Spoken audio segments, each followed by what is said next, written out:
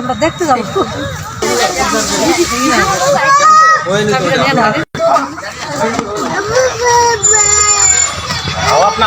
আমার নাম মোহাম্মদ দুলাল হোসেন।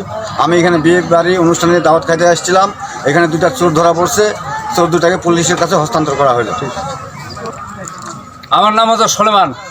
আর এখানে বিয়ে বাড়ি অনুষ্ঠান হচ্ছে, চোরগুলো আসে এখানে বসে, মানে আগে বসেছিল, বসে থাকে মোবাইল চিপছিল।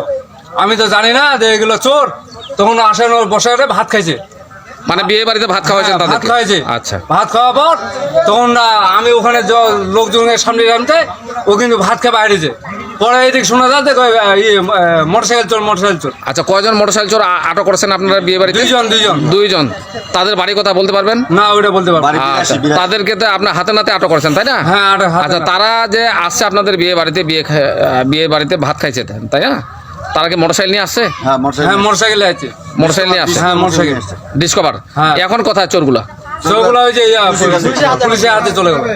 পুলিশের হাতে হস্তান্তর করছেন? হ্যাঁ, চলে গেছে। কোথাকার পুলিশ? পীরগঞ্জ থানা। পীরগঞ্জ থানা পুলিশের কাছে আপনারা চোর দুইটাকে হস্তান্তর করছেন। হ্যাঁ, ধন্যবাদ।